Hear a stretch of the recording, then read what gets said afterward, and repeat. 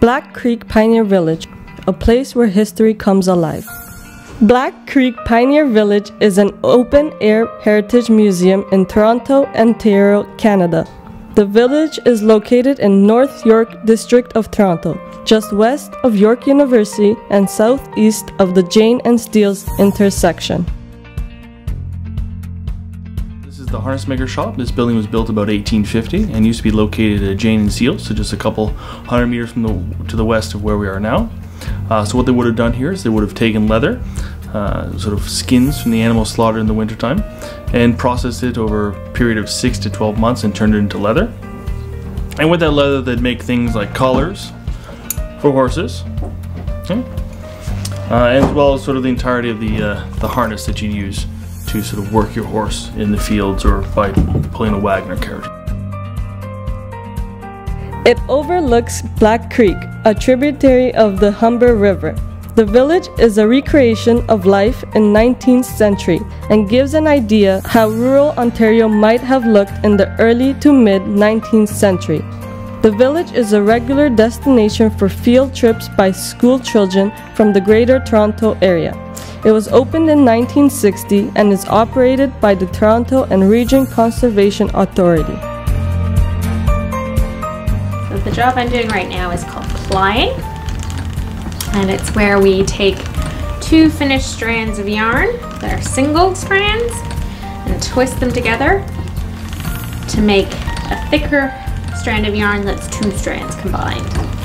And it makes it stronger and it makes it fluffier, and it's suitable for knitting with rather than weaving into fabric.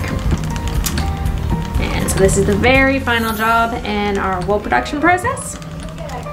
So after this is pretty much finished yarn. So there's a lot of steps we have to do before this.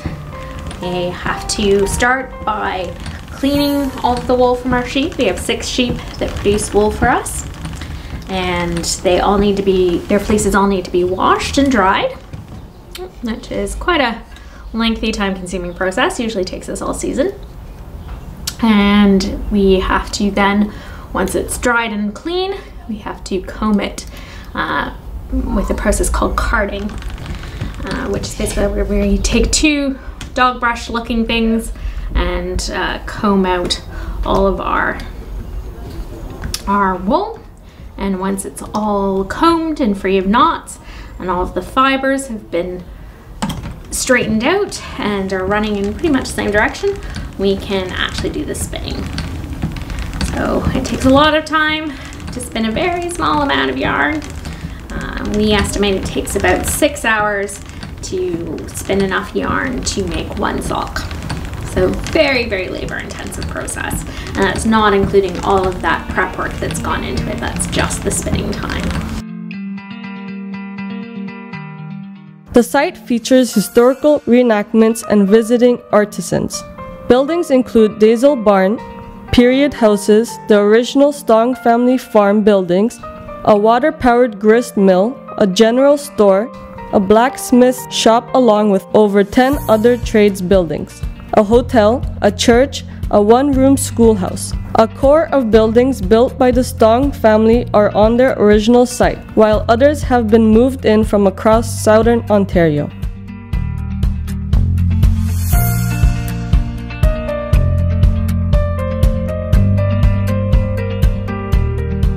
Almost separately, right? That's why they've got 2 entrances there. Boys go in one entrance, girls go in the other.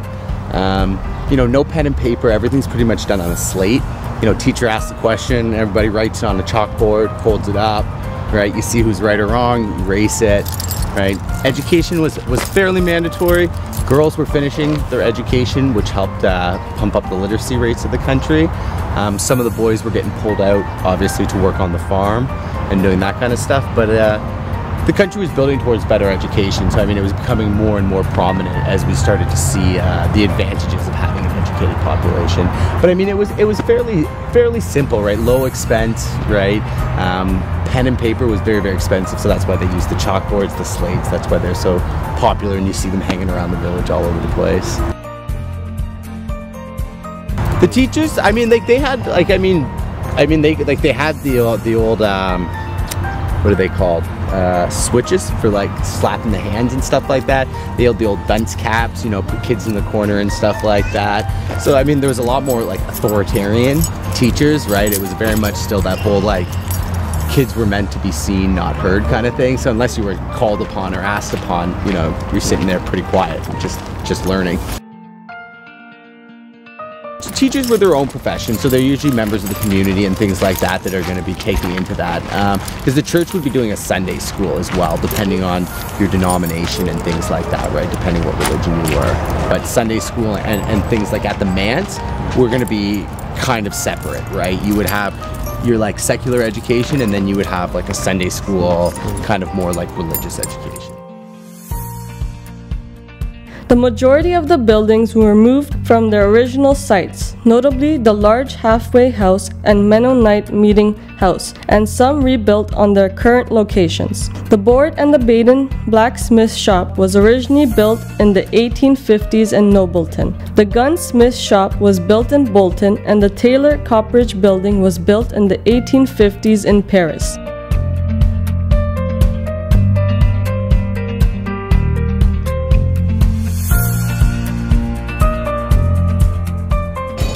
All of the things that you can see in these sections are artifacts that have been either donated as part of the collection or came with the building when it was moved here in the 1950s. Many of them are from the 1860s and earlier. Many of the other items in this building have been produced in the building. So it's a combination of the artifacts and the replicas that we have made for the village. Many of the replicas will also end up in the gift shop over time, be used in the village for various purposes, or go out as just special request items.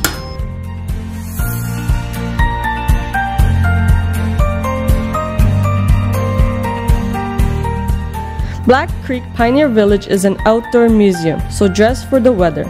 You'll be walking on wooden boardwalks and dirt roads, which means you should choose your footwear accordingly. So this is the Stong family second house. So the Stongs were farmers who lived here. They originally finished building this house in 1832. They started out living in their first house, which is the log cabin right over there. They built that one in 1816, so they're there for 16 years, had their first 7 children in that rather small space.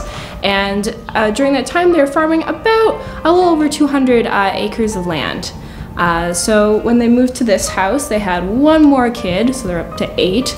And you can see here we're in the kitchen, so I'm just kind of standing behind the hearth fire where they would have cooked mainly a lot of meat, probably a lot of pork, and we also have like a reflector oven over there, which is a spit, which shows you how they cooked their meat. We were baking earlier today in this big oven over here, so the bricks are still warm from the fire that was there as well. Each day at Black Creek Pioneer Village has its own schedule of demonstrations, activities, and performances. This is our hands-on history building. So this isn't actually a historical building. The barn was historical, but we've revamped it now into a hands-on kids activity center. So as you look around the room, you'll see different things that kids can actually interact with, get their hands on, handle things, use them, and kind of feel a little bit more involved in the past a little bit. So that's what we've got going on in this building.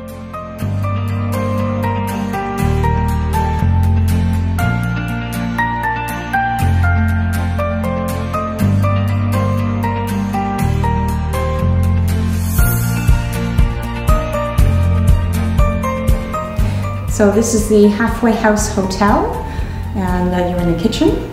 So the hotel was originally located in Scarborough Township on Kingston Road, so one of the main roads of the highway of the province. So people could stop during the day to get a meal, rest their horses, and move on. If they stopped in the evening, they could stay the night. So we have 5 guest bedrooms upstairs. And it was also a stable to look after people's horses. They could be fed water, rubbed down, and given a rest before the travelers moved on.